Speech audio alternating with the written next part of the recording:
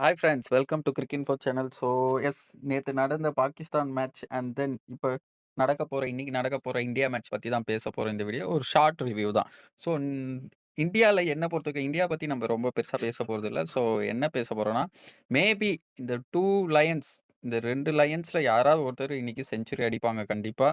So maybe ரோஹித்தா இருக்கலாம் ஆர்எல்ஸ் Virat. But ரெண்டு பேரில் எனி ஒன் டெஃபினட்டா செஞ்சுரி அடிப்பாங்க கண்டிப்பா. I believe. ஏன்னா பங்களாதேஷ்ன்னும்போது கண்டிப்பா அவங்க டாஸ்லாம் மேட்டரே இருக்காது.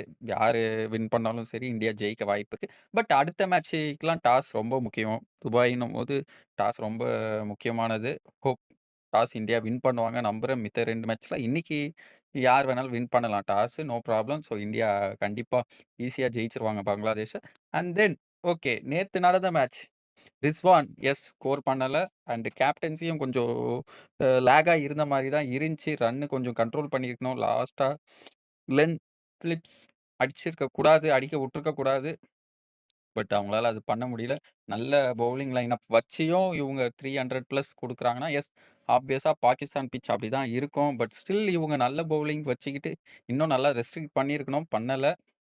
ஸோ தென் நம்ம பார்பர் அசாம் எல்லாரும் ட்ரோல் பண்ணிக்கிட்டு இருக்காங்க. சம்திங் 90 சம்திங் அடிச்சாரு. 90 பாலுக்கு 69 நான் நினைக்கிறேன். பட் என்ன பொறுத்தவரைக்கும் ஓடிஐ கிரிக்கெட்ல இதெல்லாம் ஃபேருங்க. இந்த ரன் ஃபேர். ரன் பால் கண்டிப்பா ஃபேர் எனஃப். அண்ட் தென் ஒரு 10 பால் கம்மியா அதிகமா ஆடியிருந்தாலும் ஒன்றும் பிரச்சனை இல்லை ஓடிஐல. அவங்க டீமை பாருங்க. இவரை தவிர்த்து யாரும் ஆடல. ரிஸ்வான் மேபி நின்றிருந்தாருன்னா மேபி ஜெயிச்ச ஜெயிக்க வாய்ப்பு வந்திருக்கும். பட் என்ன பொறுத்தவரைக்கும் பார்பர் மேல குறை சொல்றது தப்பு இல்ல. அவரு என்ன பொறுத்த நல்லா தான் ஆடுனாரு. அவரோட எஃபர்ட் ஸ்டில் கேப்டன்சிலேருந்து பெரிய பிரச்சனை இருந்தாலும், புடுங்கி ரிஸ்வானுக்கு குடுத்திருந்தாலும், ஸ்டில் அவரோட எஃபர்ட்ட தான் போட்டிருக்காரு. 100% டீம்காண்டி ஆடியிருக்காரு. 69 ரன் அடிக்கிறது சும்மா இல்ல. மத்தவங்க ஸ்கோர் பண்ணாதனால தான் பாகிஸ்தான் தோத்தாங்க தவிர, பட் நல்ல எஃபர்ட் அப்ரிஷியேட் பண்ணணும் கண்டிப்பா பார்பர.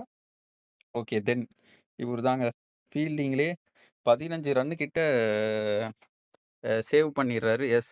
மோஸ்ட் ப்ராபப்ளி நியூசிலாந்து இதனாலேயே மேபி இந்தியா வர்சஸ் நியூசிலாந்து வரும்போது ஃபீல்டிங்னாலேயே இவங்க ஒரு 20 ரன்ஸ் இந்தியாவோட ஒரு லீட்ல போகலாம். அது மாதிரி டீம் தான் நியூசிலாந்து. இவர் மட்டும் இல்லாம எல்லாருமே நல்ல ஃபீல்டு. ஈவன் சாண்ட்னர்லாம் வேற லெவல்ல பண்ணுவாருங்க.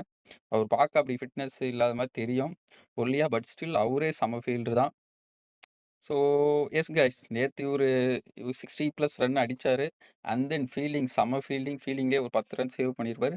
நியூசிலாந்து காம்படிட்டிவ் டீம் தான் இந்த சீசன்ல. மேபி வின்னிங் டீம் கூட இருக்கலாம். என்னை பொறுத்தவரைக்கும் பும்ரா இல்லாதனால கொஞ்சம் எப்படி வேணாலும் மாறலாம் இந்தியா. பட் ஸ்டில் என்னை பொறுத்தவரைக்கும் நியூசிலாந்து ஒரு வின்னிங் டீமா இருக்க வாய்ப்பு நிறையாவே இருக்கு.